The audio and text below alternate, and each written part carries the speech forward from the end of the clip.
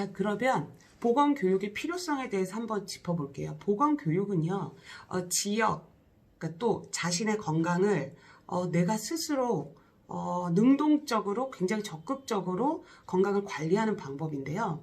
보건교육이라고 칭할 정도로 공중보건에서 위생보건에서 굉장히 교육이 차지하는 그 비중은 큽니다.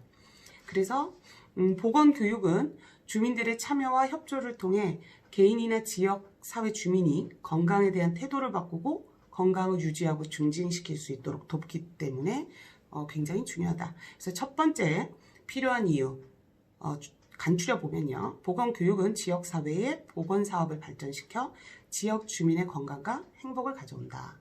두 번째, 보건교육은 다른 보건사업의 기초가 된다. 보건사업 또는 보건에 대해서 전혀 무지하다라고 하면 우리가 어떻게 건강관리를 하고 어떻게 주변, 지역까지도 건강을 유지하고 증진시킬 수 있는지에 대해서 알 수가 없어요. 그냥 뭐 잠 잘 자고 잘 놀고 뭐 이러면 건강해 라고 생각할 수가 있는데 정확한 보건교육을 통해서 정확하게 보건사업으로까지 발전을 시킬 필요가 있다. 자, 세 번째, 보건교육은 개인의 건강 유지와 증진에 가장 효과적인 접근 방법이다. 보건교육을 통해서요, 왜 내가 건강해야 하고, 내가 왜 이거를 더 지켜야 되고, 이렇게 행동을 하는 것이 좋은지에 대해서 알 수가 있는 거죠. 그래서 그게 이해가 됐을 때는 내 보건, 그 다음에 지역사회의 보건까지도 우리가 더 증진시킬 수가 있다라는 내용입니다. 자, 보건교육의 목적이 있는데요. 보건교육은 잘못된 지식, 뭐 이렇게 하면 건강하다, 저렇게 하면 건강하다, 아니면 뭐 똑바로 누워 자야 되는데 옆으로 누워 자도 괜찮다, 라든지 카더라라고 하는 내용들 있죠. 잘못된 태도, 잘못된 지식, 행동 이런 것들을 올바르게 바꿔가는 게 바로 보건교육의 목적입니다. 자, 그래서요, WHO죠. 굉장히 많이 얘기를 하네요. 뭐 뉴스에도 많이 나오고, 저도 많이 얘기를 하고, 이 수업 자체의 기본이 사실은 WHO가 정의한 바대로, 이루어지고 있기 때문에 제가 WHO에 대해서 굉장히 많이 자주 얘기를 하게 됩니다. WHO가 말한 1차 공중보건교육 전문위원회에서 정한 기본 목적 세 가지인데요. 세계보건기구 헌장에 규정되어 있는 건강의 완전한 구현을 위해 개인이나 집단 구성원이 스스로 해야 할 일을 수행할 수 있는 능력을 가지도록 돕는다. 이게 바로 보건교육의 목적 첫 번째. 두 번째는요. 건강이 사회의 귀중한 재산임을 일깨워준다. 보건사업을 발전시키고 활용할 수 있도록 한다. 예를 들어서 나라가 부강하려면요. 국민들이 건강해야 되겠죠. 지금 같은 경우도 사실은 굉장히 여실히 그 보건교육이 필요한 시점이어서 뭐 마스크를 착용한달지 아니면 손을 자주 씻는다랄지 얼굴에 손을 자주 가져가지 말라고 한달지 이런 것들이 다 교육의 한 1년의 과정입니다. 그래서 예를 들어서 지금 사실은 모든 경제가 거의 스탑이 됐다고 봐도 뭐 무리가 없을 정도로 국민들이 아프죠. 뭐 꼭 우리나라뿐이 아니라 전 세계적으로 아픕니다. 그리고 사망하신 분들도 있으시고요.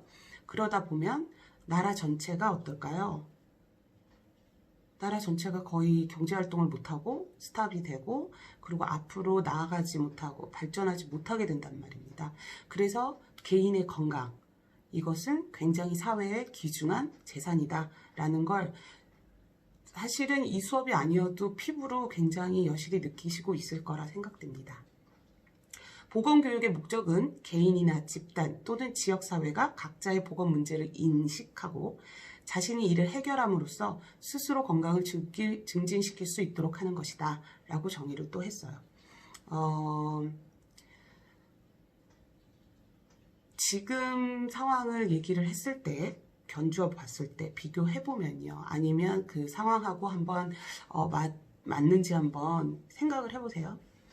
예를 들어서 보건교육이 나 혼자만이야. 또는 꼭 집단이어야 돼. 이렇게 얘기할 수가 없는 게 내가 가장 기본이 되고요. 그리고 나서 집단이 됩니다.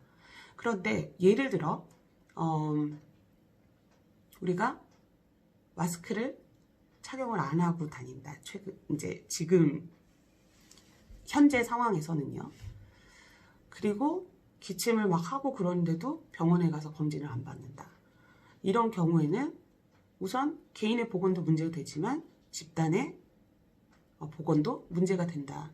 그래서 개인이나 집단 또는 지역사회가 함께 움직여야 하는데 그냥 나 혼자만의 생각으로 예를 들어 마스크를 착용을 안 한다거나 아니면 열 증상이 있는데도 많은 사람과 접촉을 한다거나 이런 것들에 대해서 다시 올바른 태도로 변화시킬 수 있는 게 보건교육의 목적이면서 우리가 교육을 받아야 하는 이유가 됩니다.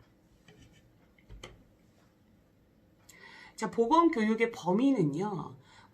굉장히 다양합니다. 뭐 학교도 있고요. 지역사회도 있고요. 뭐 직장도 있을 거고 뭐 가정은 당연히 있을 거고요. 그래서 그걸 한번 지켜볼게요. 자, 보건교육의 범위, 가정보건이 있고요. 학교보건, 지역사회보건, 전문적 보건, 그 다음에 산업보건, 그 다음에 환자보건 등이 있습니다. 읽어보시면 교재의 내용하고 같은데요. 읽어보시면 아마 쉽게 이해가 되시는 부분일 겁니다.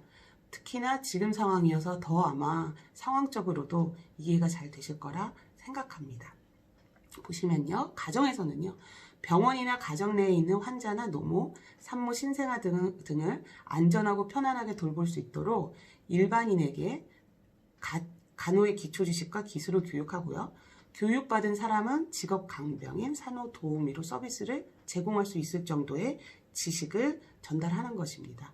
그리고 이렇게 지식을 습득하신 분들은 당연히 산후도우미나 직업적으로 간병인 역할을 하실 수 있고요. 역할을 담당하실 수 있고 그리고 아울러서는 내 가족의 건강 그리고 나 자신의 건강까지 증진시킬 수가 있게 되겠습니다. 학교 보건교육. 학교에서는요. 가장 전달력이 좀 강하다고 볼 수 있습니다. 규칙이라는 게 존재를 하고 그리고 아직은 학교에서 수업을 하고 있다라는 거는 많은 지식을 습득하지는 않고 아직은 부족한 지식들이 있는 상태이기 때문에 새로운 보건 지식을 습득하기에 굉장히 최적화되어 있다라고 볼 수 있습니다. 지역사회는요. 지역 주민이나 지역사회 기관 및 단체에게 제공되는 보건교육이고요. 대중매체나 대인 접촉, 조직사회를 통해서 교육이 이루어지게 됩니다. 전문적 교육은요. 지금 이렇게 수업을 들으시는 여러분들도 학교 보건교육을 받으시면서 또 전문적 보건교육을 받으시는 게 돼요. 보건 관련 전문가를 양성하기 위해 보건대학 및 대학원, 국립보건원에서 이루어지는 교육입니다. 산업보건은요. 직장입니다. 직장 내의 보건 및 안전에 관한 지식, 각 범위마다, 각 장소마다, 아니면 각 집단마다, 지역사회마다 특징들이 다 있죠. 예를 들면, 공사 현장에서의 보건교육, 그죠? 그리고,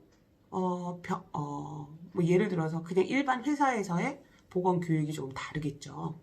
그런 부분에 대한 교육들을 실시하고 있고요. 환자 보건교육. 보건소나 병원들의 의료기관에서 환자와 그 가족들에게 특정 질병에 대한 예방과 치료법 등을 교육하는 것을 의미합니다.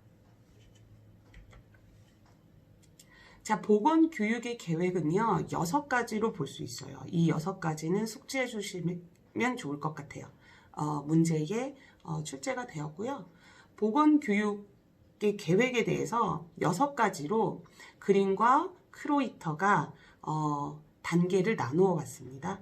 그래서 사회적 진단 단계, 역학적 진단 단계, 건강 형태 진단 단계, 그 다음에 교육적 진단 단계, 그 다음에 보건교육 대상자 분석 및 검토가 끝난 후에 알맞은 교육 방법, 그리고 행정적 진단 단계 이렇게 해서 6가지로 나누었는데요. 사회적 진단 단계는 대상자의 질적 생활 수준을 평가를 하고요. 그리고 두 번째로 역학적 진단 단계는 의학적인 검진이나 결과에 대한 자료를 이용해서요. 건강 순위를 통해 건강 문제를 파악을 합니다. 그리고 세 번째로 건강 형태 진단 단계인데요. 두 번째 단계에서 파악된 자료를 통해서 그죠? 그 의학적 검진이나 결과 자료를 이용을 해서요. 해서 건강의 문제점들에 대해서 각각의 행동을 진단을 합니다. 자, 그리고 아까 말씀드린 대로 보건교육 대상 분석 및 검토가 끝난 뒤에는 건강 문제에 관련된 알맞은 교육 방법을 선택을 하고요. 행정적 진단 단계로서 알맞은 보건교육 방법을 마련해서 교육자가 보건교육을 체계적으로 실시를 해라 라고 제안을 했습니다. 자, 보건교육 관련 계획 및 지침사항, 보건교육의 방법에 대해서 얘기를 했는데요. 대인 접촉 방법, 매스 커뮤니케이션 방법, 그 외에도 교육할 때 대화 방식, 교육 대상자의 수 또는 교육 형식에 따라서 교육 방법을 구분을 지어요. 그래서 교육 방법은 이런 식으로 나누어집니다. 뭐 강연, 또 아니면 교육자가 직접 환자와 의사처럼 또는 회의나 어머니회, 토론회 이런 형식, 이런 식으로 교육을 통하거나 아니면 방송 매체, 신문 이런 것을 통해서 대중매체를 통한 교육, 그 다음에 시포지엄, 단체 활동 이런 것을 통해서 교육을 전달을 하고요. 그리고 연극 속에서 교육을 진행을 하는 거죠. 그래서 연극 활동을 통해 지식을 습득하는 방법 등등이 있습니다. 자, 보건교육 평가는요. 계획에 대한 평가를 하고요. 활동에 대한 평가를 하고요. 결과에 대한 평가를 합니다. 그래서 계획에 대한 평가는 사전평가 혹은 시초평가라고 불리며 보건교육의 목적, 기준 설정, 평가 방법의 기획과 설정, 선정 및 사업 진도 측정이 필요한 과정입니다. 활동에 대한 평가는 교육 방법, 관계기관의 협력 정도, 참여 집단이나 지역의 범위, 그리고 교육 보건의 문제 해결에 대한 기여도를 평가합니다. 결과에 대한 평가는 프로그램을 실시한 대상자의 건강이 호전이 됐는지, 어느 정도 호전됐는지의 정도, 보건 상태가 어떻게 변화가 됐는지, 습관, 태도 등이 어떻게 변화가 됐는지, 그리고 프로그램 질에 대한 전문가의 감정이나 여론을 통해서 이루어지게 됩니다. 자, 그리고 두 번째로 인구와 보건에 대해서 얘기할 건데요. 인구라는 게 과연 뭘까? 굉장히 우리는 인구 하는데요. 일정한 시기에 일정한 지역에 생존하는 인간의 집단. 그것을 인구라고 합니다.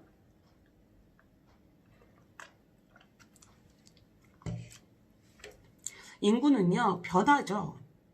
사람이 살고 죽고 이러면서 변하게 되는데 출생, 그리고 사망, 그리고 이동.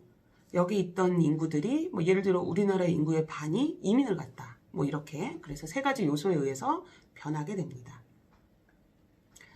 자, 인구론. 인구론은 뭐냐면요. 인구에 대한 과학적인 연구를 전체적으로 얘기하는 걸 인구론이라고 합니다.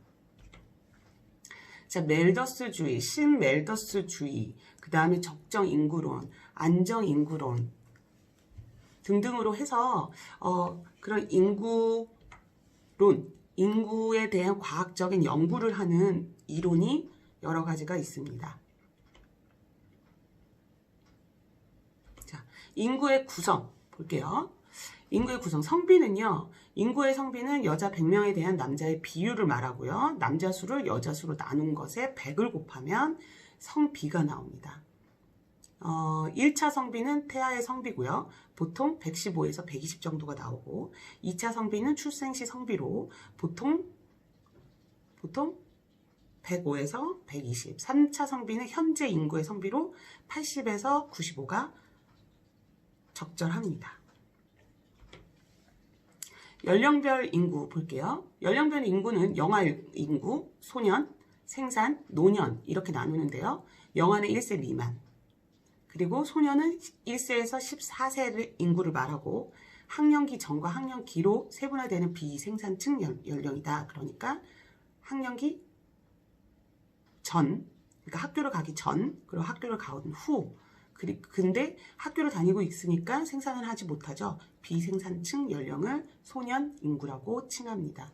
생산 인구는요, 생산성을 가지고 있는 청년과 중년, 장년. 그래서 15세에서 65세 미만까지를 말하고요. 노년은 65세 이상으로 역시나 비생산층 연령으로 우리가 얘기합니다. 자, 인구 구조의 형태부터는요, 그림하고 함께 보시면 좋을 것 같은데요. 교재가 있으시면 보시고요. 아니시면 PPT로 확인하시면 되겠습니다. 인구 구조 중 성별 및 연령별 인구 구조를 기본 인구 구조라고 하고요. 인구 구조는 일반적으로 5세 간격으로 나타내고 이를 표시할 때는 가로축은 수량, 그 다음에 세로축은 연령을 표시를 합니다. 남자는 왼쪽, 여자는 오른쪽에 나타내주고요. 그래서 여기에서 A, B, C, D 형을 5가지로 나눴는데요. 피라미드형, 종형, 종은 벨 모양이라는 거예요. 피라미드는 뭐 피라미드 형이고요. 항아리 모양 있죠. 팥 모양. 그 다음에 별형, 우리 하늘에 떠 있는 별 있잖아요. 그 모양. 표주박형, 이렇게 표주박 있죠. 그 옛날에 우물 같은 데서 물을 이렇게 떠먹던 그 표주박, 그 모양 같다. 그래서 그렇게 이름을 지었습니다. 피라미드 형은요, 후진국형이에요. 후진국. 그래서 출생률은 높은데 사망률은 낮은 형태로 인구가 증가되는 형태이다. 인구에서 14세 이상의 인구가 65세 이상의 2배가 된다. 그래서 후진국형이고요. 종형, 저출생률과 저사망률로 인구 증가가 정지되는 인구 정지형. 그래서 이게 이상적인 형태이다. 14세 이하가 65세 이상의 2배로 나타나고요. 항아리형은 출생률이 사망률보다 낮아서요. 출생률이 사망률보다 낮아요. 선진국에서 많이 나타나죠. 고령화되고요. 그래서 14세 이하가 65세 이상의 2배 이하로 나타난다. 자, 별형은요. 생산 연령층의 인구가 많이 모여들고 유입형으로 도시형이고요. 15세에서 49세 생산층이 전체 인구의 50% 이상을 차지하게 되고요. 표주박형은 생산 연령층의 인구가 감소하는 유출형, 농촌에서. 그래서 농촌에 사람들이 별로 없잖아요. 그죠? 생산층이 거의 전체의 50% 미만이다. 자, 그래서 인구 조사를 하면요. 이렇게 인구 조사를 하는 방법이 2가지가 있는데, 인구 정태, 인구 동태를 파악을 해서 하게 되는데, 인구의 크기나 자연적 구조, 사회적 구조, 경제적 구조에 관한 통계로 어느 특정 지점이 있는 인구 상태, 어느 특정 지점, 정체 할 때 그 정이거든요.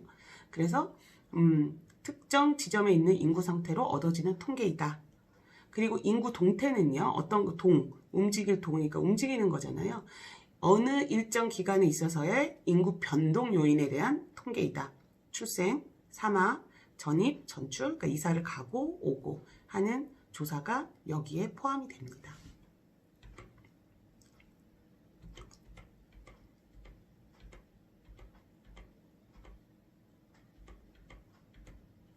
자, 노인보건을 먼저 볼게요. 4번 노인보건. 노인보건은 노인들을 위한 보건입니다. 그래서 점점 더 쇠약해지시고 점점 더 일을 할 수가 없고 그리고 질병에 많이 노출되는 노인들을 위한 보건. 노인보건의 목적은요. 가능한 한 노화의 진행을 억제하고요. 건강하게 계속 유지하면서 질병은 감소되고 그리고 수명을 연장시키고 이러고자 하는 것. 그리고 그런 것들이 마련되도록 지역사회에서 노인의 보건에 힘써야 되겠다. 이런 것들이 노인 보건의 목적이 되겠습니다. 노인은 우리가 할머니, 할아버지들을 생각하시면 될 것 같아요. 피부는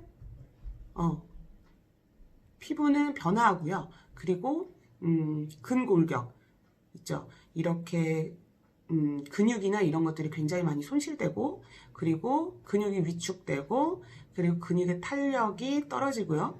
골다공증이 나타나며 그리고